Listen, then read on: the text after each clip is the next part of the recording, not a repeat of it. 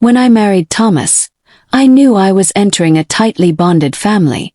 What I hadn't grasped, though, was just how much they operated like a miniature, dysfunctional government, complete with politics, manipulation, and a disturbing sense of entitlement. It began innocently enough. One day, Thomas's younger brother Brian approached me and said, "Emma, I need a loan." I blinked. "For what?" I asked, already wary. He launched into a rambling explanation about some supposed business opportunity involving buying and reselling refurbished motorcycles. The kind of pitch you'd expect from a teenager with a dream and no real plan.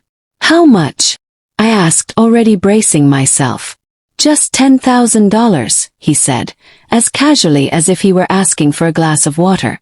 I laughed, thinking he must be joking. But his face told me he was dead serious.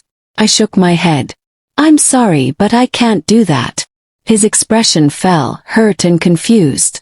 "But you can, Emma." "Yes," I said firmly. "But I won't." That was the moment I unknowingly became public enemy number one in their family. The next night, Thomas and I went to his parents' house. I expected a casual dinner. Instead, I walked into what can only be described as a tribunal. His parents were there, of course. So were his 3 siblings, 2 aunts, and a cousin who joined via video call from 3 states away. I turned to Thomas, confused. "What is this?" Before he could answer, his mother Barbara spoke up. "We are here to resolve a family matter. Since Emma has refused to help Brian, we'll be voting on the issue." I stared at her. "You're joking." "She's not," Thomas muttered, eyes low. My jaw dropped. "Are you saying you people actually vote on who gives money to whom?" Barbara lifted her chin proudly. "This family believes in democracy." I let out a short laugh. "I didn't realize my bank account was part of your democratic system." "Emma," Brian said gently, "it's not a big deal if everyone agrees." "And what if I still refuse?" he asked. Richard, Thomas's father, cleared his throat and said, "Then it would be considered disrespectful to the family's wishes." I stared at all of them, barely believing what I was hearing. "So let me get this straight. If the majority of you vote yes, I'm expected to hand Brian 10 grand. "Exactly," Barbara confirmed, as if it were the most natural thing in the world. I turned to Thomas. "You're okay with this?" He let out a long sigh. "Emma, this is just how my family operates.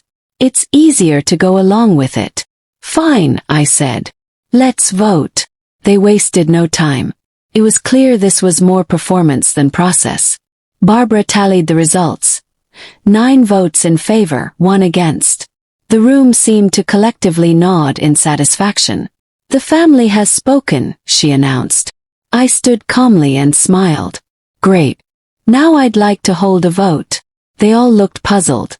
I motioned to permanently ban Brian from ever asking me for money again. "All in favor?" Dead silence. I raised my hand. "That's 1 vote for." Motion passed. Barbara looked outraged.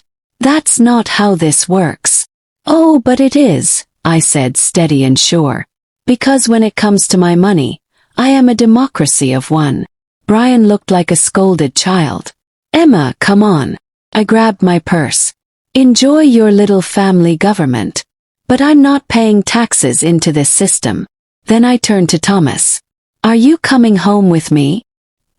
He hesitated, glancing at his family. But I didn't wait. I walked out. Moments later, I heard his footsteps behind me. He followed. "Behind us," Richard muttered.